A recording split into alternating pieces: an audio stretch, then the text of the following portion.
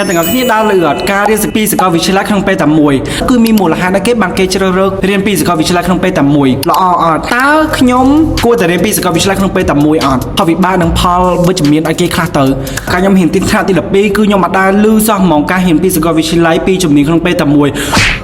អញ្ចឹង this video will open your eyes open your ideas more តើតើទៅនឹងការហ៊ានពីសាកលវិទ្យាល័យក្នុងពេលតែមួយទី1គឺស្វែងយល់បន្ថែមតើតើទៅនឹងជំនាញផ្សេងទៀតក្រៅពីមួយជំនាញផលវិជ្ជមានវិញគឺយើងទទួលបាន idea ច្រើន explore ច្រើននិង credit យើងក៏បានច្រើនទៅតាមនឹងដែរការយល់ដឹងរបស់យើងក៏កាន់តែច្រើនយើងហ៊ានច្រើនឱកាសយើងកាន់តែច្រើនទៅតាមនឹងទៅអ្នកទាំងអស់គ្នាឧទាហរណ៍ចាស់ស្ដែងអញ្ចឹងខ្ញុំហ៊ាន business administration នៅសាលា Paragon ពេលព្រឹកនិងពេលថ្ងៃអញ្ចឹងនៅពេលល្ងាចគឺខ្ញុំទំនេរគឺខ្ញុំចង់ហ៊ានមកសាកលវិទ្យាល័យទៀតគឺខ្ញុំចង់រៀននៅអង់គ្លេសនៅ IFL អញ្ចឹងទៅខ្ញុំអាចធ្វើបានទាំងអស់គ្នាមូលហេតុទី2នោះគឺដោយសារតែខ្ញុំអត់ច្បាស់លាស់ជាមួយនឹងខ្លួនឯងគឺខ្ញុំអត់ដឹងថាខ្ញុំស្រឡាញ់ major ណាឲ្យមែនតែនទេ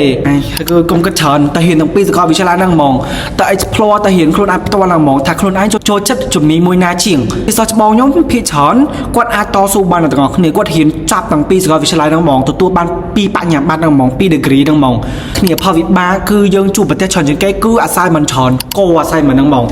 ឆ្នាំទី1អត់អីដល់គ្នាចាប់ផ្ដើមពីឆ្នាំទី2ទៅគឺសាកលវិទ្យាល័យនីមួយៗគឺអាស្រ័យមិនចាប់ផ្ដើមបុកមកតិចៗដល់គ្នាអញ្ចឹងទៅ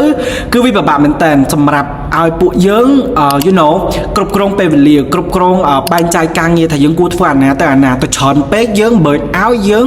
you know stress អីចឹងទៅខ្លះគឺគាត់ឈប់ពាក់កណ្ដាលទីហ្នឹងហ្មងគាត់បោះបង់ការសិក្សាចោលមកសាកលវិទ្យាល័យតែប៉ុន្តែគាត់នៅតែរៀនមកសាកលវិទ្យាល័យផ្សេងទៀតចឹងទៅ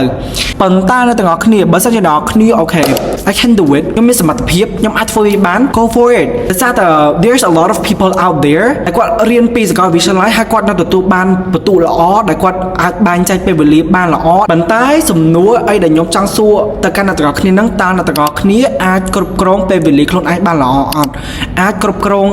task ក៏ដូចជាកិច្ចការសាលាដែលគ្រូដាក់ឲ្យហ្នឹងបានល្អអត់ so